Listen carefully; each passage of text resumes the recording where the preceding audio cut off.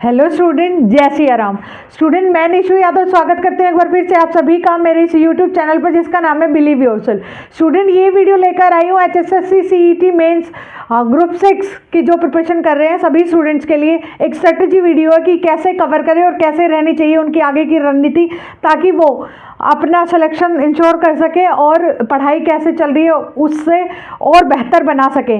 आपकी जो भी स्ट्रेटजी, अगर आप स्ट्रेटजी के अकॉर्डिंग पढ़ रहे हैं तो आप अपनी स्ट्रेटजी में थोड़ा सा चेंज कर सकते हैं अकॉर्डिंग टू मी, या फिर अगर जिन बच्चों की स्ट्रेटजी नहीं है तो मेरे अकॉर्डिंग स्ट्रेटजी बना सकते हैं। ठीक है, जैसा कि न्यूज़ में आ रहा है बच्चों, आप लोगों का 20-22 जनवरी तक एग्जाम हो जाएगा, तो उसके अकॉर्डिंग स्ट्रेटजी बना रहे। पता नहीं होगा या नहीं होगा, ये तो मेरे लिए भी क्वेश्चन है और आपके लिए भी। ठीक है, लेकिन बिकॉज न्यूज़ में है तो हम लोगों को वो न्यूज़ सच मानने के अलावा कोई और रास्ता नहीं रह जाता। तो अपनी प्रिपरेशन उसी ढंग से करें बच्चों।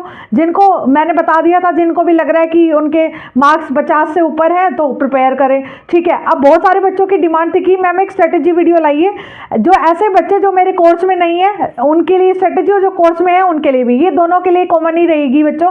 ठीक है, बस ये है कि जो मेरे कोर्स में है उनको मेरी वीडियो पढ़नी है और जो बाहर से हैं उन बच्चों को अपना कंटेंट खुद से इकट्ठा करना है। राइट, देखो बच्चों, अब सबसे पहले आप लोगों को पता है कि जो आप लोगों के जो सब्जेक्ट हैं वो 33 सब्जेक्ट हैं। ठीक है, मेरे हिसाब से अगर आप अभी प्रिपरेशन कर रहे हो HSSC की, तो कम से कम आप लोगों को 6 से 7 घंटे दिन में पढ़ना चाहिए। राइट, 6 से 7 घंटे आप लोगों को निकालने ही चाहिए इस टाइम पे। अगर आप 6 से 7 घंटे नहीं निकाल रहे तो माय डियर आप कंपटीशन में है ही नहीं। ठीक है, दूसरी बात, आप लोग फोकस रहिए। ऐसा नहीं है एक बच्चा कि 10-12 घंटे निकाल रहा है बट फोकस नहीं है, मतलब दिनों पूरे दिन टेलीग्राम पे जो PDF है वो भेजता रहता है, ढूंढता रहता है, ये सब कर रहा है, तो वो फोकस इंसान नहीं है। 6 से 7 घंटे जिसमें आपका फोन आपके साथ नहीं है और आप सीधा पढ़ रहे हैं। राइट, अब दूसरी बात ये है कि रिवीजन, मतलब जो आपके 6 से 7 घंटे है वो कैसे देने हैं आप लोगों को। देखो, एक तो रिवीजन पे ज्यादा ध्यान देना है आपको। 6-7 घंटे अपने, जो मैं बता रही हूँ मिनिमम 6 घंटे या 7 घंटे, ठीक है, उनको कैसे निकालना है। देखो, 3 घंटे तो आप लोग क्या करोगे, आप लोग अपना रिवीजन करोगे, रिवीजन।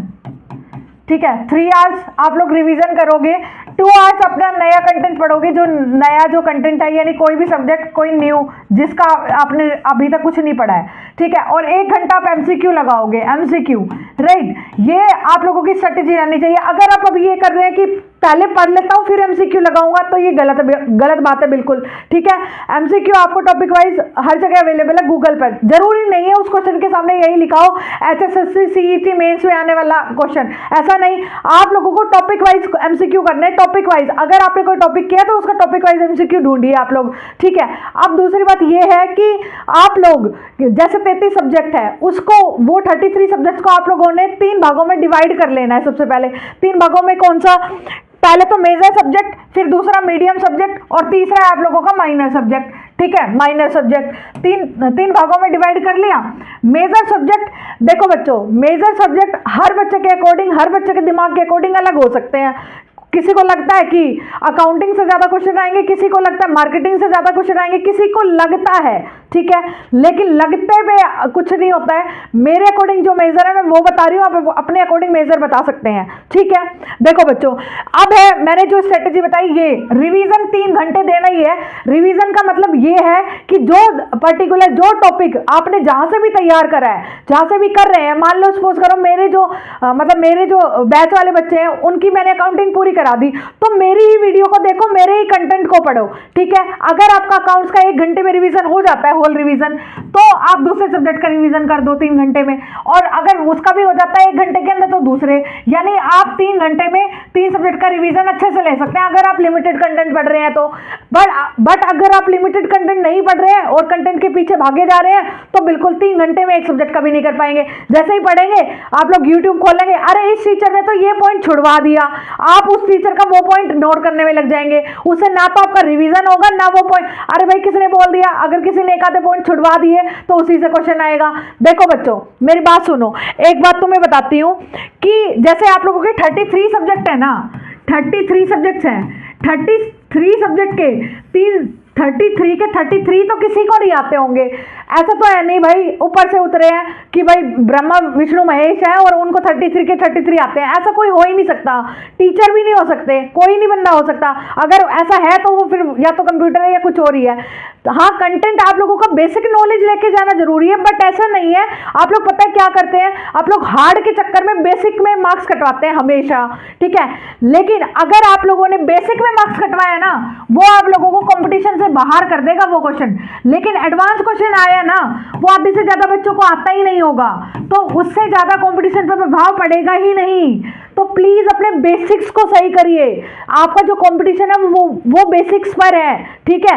अब 33 सब्जेक्ट है, इसमें जो मेजर सब्जेक्ट है वो मैं बता देती हूँ, जो मुझे लगता है मेरे अकॉर्डिंग कि आप लोगों को बिल्कुल मतलब रिवीजन। बेटा आप लोग ना सारा दिन मतलब यूं रहते हो कि हाँ मैंने तो कॉस्ट अकाउंटिंग, मान लो मैंने कॉस्ट अकाउंटिंग करवा दी मेरे अकॉर्डिंग। अब आप पता है क्या करोगे, पहले तो उस वीडियो को सुनोगे, सुन लिया, फिर आप उसमें कमियां निकालोगे, मैम ने तो ये टॉपिक छुड़वा दिया। फिर अगर आपका वश चला तो मेरे को मैसेज करोगे, नहीं करोगे तो नहीं भी करोगे। कुछ बच्चे ऐसे होते हैं जो मैसेज नहीं करेंगे, वो दूसरे टीचर की वीडियो ढूंढेंगे। अलग अलग टीचर के साथ ऐसा ही करते हैं, और फिर उसमें से एक पॉइंट मिल गया उसमें ऐड ऑन कर लेंगे। 3 घंटे बर्बाद करके एक पॉइंट मिला। बच्चों आप लोगों को एक पॉइंट जरूरी है वही पॉइंट आप लोगों का एग्जाम में आए, नहीं आप लोगों ने वो ढूंढने के चक्कर में वो टाइम वेस्ट करा, प्लस उसका रिवीजन नहीं कर पाए। इससे जो आपके पास था ना वो और गवा दोगे, ठीक है। इसलिए कोई भी सब्जेक्ट कभी 100% नहीं हो सकता, कोई भी पूरे सिलेबस 100% हो ही नहीं सकता। कंपटीशन में फेल होने का ज्यादा कारण यही है, बच्चे 100% फुल करने के चक्कर में लगे रहते हैं। जो उनके पास 50, 40, 30% होता है उसको कभी ढंग से करते ही नहीं है, और यही मेन रीजन होता है फेलियर का। आप लोगों को 100% के पीछे भागना ही नहीं है बेटा, हम लोग 100% हो ही नहीं सकते कभी, ठीक है। आप लोगों के पास जितना कंटेंट है ना, मान लो मैंने कराया आप लोगों को फाइनेंशियल अकाउंटिंग, मैंने अपनी 4 वीडियो में फाइनेंशियल अकाउंटिंग इतने अच्छे से करा दिया। अगर आप भूलोगे नहीं ना उन्हीं कॉन्सेप्ट को 40 बार कर लो कि भाई यहां से क्वेश्चन आया ना तो मेरे को गलत नहीं करना, बाकी मुझे आने दो, बेशक मैं छोड़ दूंगा उस क्वेश्चन को, राइट। ऐसे करना है। मैक्सिमम 4 वीडियोस आधे घंटे की, 2 घंटे का मैटर, बस इतना करना है पर्टिकुलर सब्जेक्ट में, एक सब्जेक्ट में, बस इससे ज्यादा मैटर नहीं करना है। भाई ये माइंड है ना, आप जब पेपर में जाओगे ना तो आपका दिमाग साथ जाएगा ना, तो किताब साथ में जाएगी ना, किसी के नोट्स और ना टेलीग्राम के नोट्स आपके। ये है ना, ये लिमिटेड है, इसमें जो कंटेंट भर सकते हो ना वो लिमिटेड है। तो प्लीज वो कंटेंट भी तभी भरा जाएगा जब आप लिमिटेड चीजें पढ़ोगे और उसको समझ के पढ़ोगे। तो मान लो अगर आपके जो भी 33 सब्जेक्ट है ना, उसमें से आप कोशिश करो कि 25 को आप थोड़ा सही करके और उनका रिवीजन बार बार रिवीजन करो। अब मैंने एफए करा दिया, मैंने कॉस्ट अकाउंटिंग करा दिया, मैंने मार्केटिंग करा दिया, ठीक है, मैंने आज मेरी बिजनेस लॉ कंप्लीट हो जाएगी, ठीक है। फिर मैं जो भी मैंने करवा रखा है मान लो, और ये मैंने इंडस्ट्रियल लॉ करवा दिया आप लोगों का। अब एक बात बताओ, कौन से ऐसे बच्चे हैं जिन्होंने ये सारे कंप्लीट कर लिए और 3-4 बार? आधे से ज्यादा बच्चे मैम इसमें ये छोड़ दिया। अरे भाई मुझे पता ही है रिवीजन क्लास है इसलिए छोड़ा है, ठीक है। अगर तुम्हें लगता है वो इंपॉर्टेंट है, तुम्हारे पास बुक है, मैंने हाथ बांध थोड़ी रखे तुम्हारे, तुम खुद से पढ़ सकते हो, राइट। तो अगर तुम्हें लगता है ना जो मुझे लगता था वो इंपॉर्टेंट मैंने करा दिया, अब तुम्हें जो लगता है तो तुम करो, मुझसे मत बताओ आपका पेपर है मेरा नहीं है। दूसरी बात कि जो 33 जो तुम्हारे 33 सब्जेक्ट है ना, उनको जो पूरा करने का ढंग यही है कि चीजें 2 घंटे से ज्यादा आप लोगों को कंटेंट नहीं लेना है। 15 पेज मुश्किल से एक सब्जेक्ट को ऐसे कंबाइन कर लो कि 15 पेज में आपका नोट्स आ जाए, ठीक है। वो 15 पेज से ज्यादा एक सब्जेक्ट में नहीं पढ़ना है बच्चों, इंपॉर्टेंट 15 पेज उसके। सोचो 33 जो आपके 30 सब्जेक्ट मान लो भाई, मान लो ऐसे भी आप लोगों के अगर एक के 15 भी करते हो, एक सब्जेक्ट के 15 पेज भी करते हो तो आपके कितने हो गए? 450 पेज, ठीक है। 450 पेज आपके दिमाग में आ जाए, बहुत है इतना, इसमें से आपका एग्जाम निकल जाएगा। अब ये जो 450 पेज है ना, इसी को ही आपको कम से कम मैं कह रही हूँ 20-25 बार पढ़ना है, तब जाके एग्जाम होगा। ऐसे नहीं एक दिन कुछ और एक दिन कुछ और पढ़ रहे हैं। और फिर ना, ये तो इंपॉर्टेंट नहीं है, आपको एग्जाम में क्वेश्चन तो वो मिलेंगे जो तुमने पढ़ रखे होंगे पर सही नहीं होंगे। क्यों? लैक ऑफ रिवीजन के कारण। तो प्लीज रिवीजन पे ज्यादा फोकस करें, चीजों को ढूंढने पे कब, ठीक है। दूसरी बात, जो भी टीचर, पर्टिकुलर किसी भी टीचर से आप लोगों ने कोर्स लिए, बेटा उन्हीं के कोर्स को बार बार रिवाइज करें। अगर आप रिवीजन के पर्पज से सोच रहे हैं कि मैम हमें तो ना बहुत बड़ा कोर्स मिल गया है और 250 वीडियो कन्वर्ट करनी थोड़ी मुश्किल हो रही है, तो मैं रिवीजन पर्पज से चीज़ें चलाई हुई है कि आपको जल्दी से रिवाइज कैसे करवाऊँ इंपॉर्टेंट मैटर को। तो उस कोर्स में मेरे इनरोल कर सकते हैं, आप सभी को पता है। मेरा काफ़ी टाइम से, अभी मैंने 1 महीने पहले आप लोगों को कोर्स निकाला था, ये रिवीजन और क्रैश कोर्स जिसे बोल रहे हैं, जिसमें 33 के 33 सब्जेक्ट आप लोगों को रिवाइज करवा रही हूँ 1 शॉर्ट वीडियोस में या 2 शॉर्ट वीडियोस में, राइट। उसमें आप लोगों को 2000 का ये कोर्स था, बच्चों ने बोल के डिस्काउंट करवा के 1200 पे आ चुका है। ये इससे कम अब नहीं होगा, चाहे पेपर वाला दिन हो, ठीक है, क्योंकि इसमें मेरी भी मेहनत है, मेरी टीम की भी मेहनत है, पूरी मेहनत है। और दूसरी बात मैं यही कह रही हूँ बार बार, रिवीजन जो स्ट्रेटेजी होनी चाहिए ना लास्ट में, वो रिवीजन की है। और फिर से एक बार बता देती हूँ, अगर तुम्हारे जो मेजर सब्जेक्ट है वो कौन कौन से हैं, ठीक है। मेजर सब्जेक्ट बता देती हूँ। मेजर सब्जेक्ट्स हैं आप लोगों के ऑडिटिंग,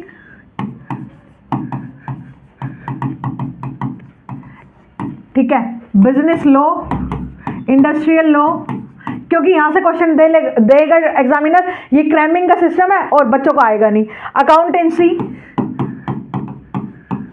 अकाउंटेंसी दोनों, FAB फाइनेंशियल अकाउंटिंग भी और कंपनी अकाउंट भी, कॉस्ट अकाउंटिंग भी, मार्केटिंग, HRA ह्यूमन रिसोर्स, और आप लोगों के कॉर्पोरेट गवर्नेंस से भी क्वेश्चन आएंगे। कॉर्पोरेट गवर्नेंस, यहाँ से क्वेश्चन, जो बच्चों को जो सब्जेक्ट अच्छे नहीं लगते ना, वो एग्जामिनर को बहुत अच्छे लगते हैं, ये बात याद रखना मेरी, ठीक है। ये वाले सब्जेक्ट तो आप लोगों के मेजर में आते हैं, बिल्कुल मेजर। इन सब्जेक्ट का तो ऐसे रिवीजन कर जाओ जैसे हनुमान चालीसा, याद है ना आपको, दिन में 40 बार करते हो। इस तरह से आप लोगों को करना है कि सुबह जब 3 घंटे लेके बैठे तो अपना auditing, business law, industrial law 3 घंटे में रिवाइज कर दो। ऐसे नहीं पढ़ना, स्टडी एट अ ग्लांस करो। 15 पेज है, एक पेज को कैसे करा, एक बार में कवर हो जाएगा, ऐसे स्टडी एट अ ग्लांस पूरा कर जाओ, राइट। आप लोगों को इतना ध्यान रखना है, जब एक तो अपने फोन को ना साइड में रखकर बस टाइमर लगा के बैठो, 1 घंटा पढ़ने बैठे हो ना, तो टाइमर लगा के बैठो कि इस 1 घंटे में मुझे बिजनेस लॉ का जो मैटर है, मान लो मेरे बच्चे हैं जो, मैं उनके लिए बता रही हूँ फिलहाल, तो बिजनेस लॉ का जो मैंने जो चीज़ दी है, या इंडस्ट्रियल लॉ अभी है ना, तो इंडस्ट्रियल लॉ का जो मैंने मैटर दिया, 1 घंटा लगा के बैठो, मैम ने जो दिया मैं पढ़ूंगा, मैं मतलब इसको रिवाइज करूंगा, तो निकाल के बैठे। इससे क्या होगा, टाइमर से आपको पता होगा कि मेरा टाइम चल रहा है और मैं पढ़ नहीं रहा हूँ, ठीक है। और जो बच्चे जॉब करते हैं वो वीडियोस को सुन सकते हैं मेरी को बार बार, ठीक है, उससे भी रिवीजन हो जाएगा, राइट। तो ऐसे करके बेटा 3-3 सब्जेक्ट का स्लॉट लो आपका, कि आज के दिन में मैं ये 3 सब्जेक्ट रिवाइज करूंगा, आज के दिन में ये 3 सब्जेक्ट रिवाइज करूंगा, और ये 1 सब्जेक्ट नया थोड़ा सा देखूंगा। 3 घंटे में रिवीजन, 2 घंटे में नया, और 1 या 2 घंटा, अगर 1 घंटा लगता तो ठीक है MCQ, और 2 घंटा लगता है तो 2 घंटा। जैसे अगर आपने सुबह रिवाइज करा 3 सब्जेक्ट, अकाउंटेंसी, इंडस्ट्रियल लॉ और बिजनेस लॉ, राइट, अगर वो रिवाइज करें हैं तो उसी के उन तीनों के MCQ दो, ठीक है। अब हर एक टीचर से मत पूछो कि क्या इंपॉर्टेंट है, और फिर आप अगर टीचर करवा चुका है फिर उसके बाद बता रहे हो मैम ये रह गया, प्लीज मत करा करो ये सब चीजें, बेटा पता होता है, ठीक है। ये सारी चीजें इस टाइम में रिवीजन ही आप लोगों का, मतलब एक वो कह सकते हो कि रिवीजन। अब कोई कोई बच्चे MCQ की तरफ भागते रहते हैं, बेटा MCQ करना बहुत अच्छी बात है, बट रिवीजन कर कर फिर करना, क्योंकि अगर MCQ करोगे तो आप लोगों को कॉन्सेप्ट कभी क्लियर नहीं होगा, अकॉर्डिंग टू मी, बाकी आप लोगों की मर्जी है, ठीक है। जो बच्चे मुझे सुनते हैं और मुझे मानते हैं और जो मेरे कोर्स में है, तो उन लोगों के लिए मैं बोल रही हूँ प्लीज ऐसे रिवीजन करते रहे, जो मैंने डाल दिया ना उनको रिवीजन करें, 3 करके रिवीजन करें, राइट। 14 तक मैंने आप लोगों को प्रॉमिस किया था कि मैं आप लोगों का कोर्स 14 तक कंप्लीट करवा दूंगी, तो मैंने 14 तक, मैं जहां तक हो सका 14 को मेरा कोर्स कंप्लीट हो जाएगा, और थोड़ा बहुत रह भी गया तो 15 को तो पक्का ही हो जाएगा, राइट, ठीक है।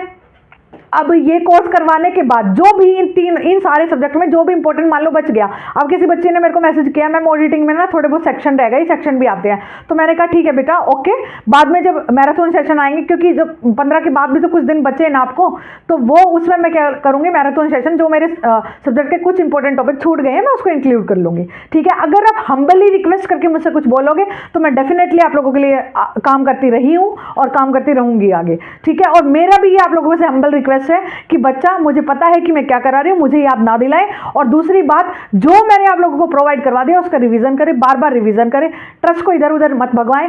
अगर आप, मैं आप लोगों को एक देसी एग्जांपल से ये चीज बताती हूँ, अगर आप एक दिन तो सोमवार का व्रत करते हैं, अगले दिन मंगलवार का व्रत करते हैं और फिर अलग अलग मंदिर में जाते हैं, एक देव को पूज लो, हर देव को पूजने के बजाय, यही बोला जाता है। तो मैं वही कहूंगी कि एक बुक को पढ़ लो 1000 बार एज कंपेयर टू हर एक बुक को एक एक बार पढ़ने से, क्योंकि एक एक बार पढ़ोगे हर एक बुक को तो कंफ्यूज हो जाओगे, एक बुक को 1000 बार पढ़ोगे तो उसका तो एटलीस्ट तुम्हारा 100% हो जाएगा ना।